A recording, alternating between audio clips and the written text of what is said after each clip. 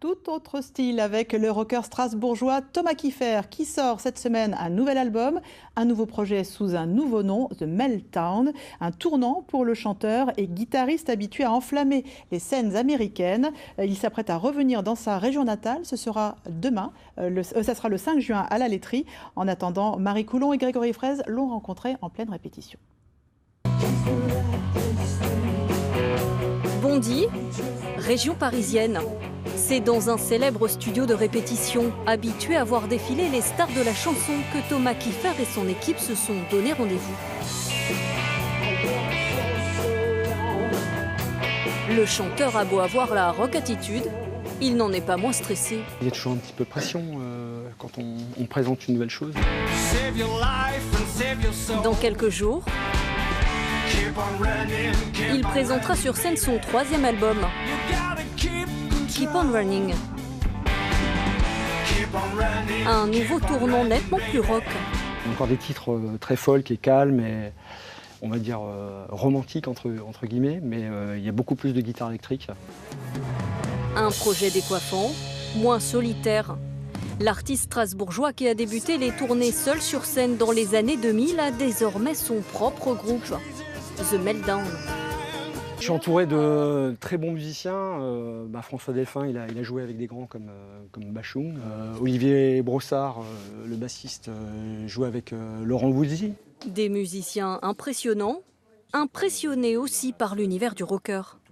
En France, les artistes qui sonnent avec ce son-là et qui chantent comme ça, j'en connais pas. Les influences 70s, 80, 90,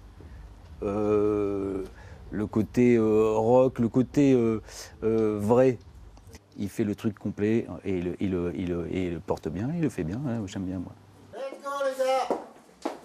Du vrai rock emprunté aux classiques du genre que Thomas Kiefer a façonné un peu en Alsace.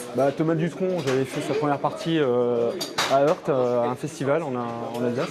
Mais surtout en Angleterre et aux États-Unis.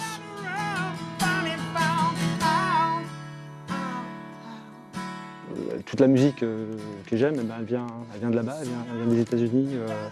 Donc tout ce qui est rock, blues. Un an de tournée des chapelles de Nashville aux scènes populaires et 2 albums autoproduits plus tard.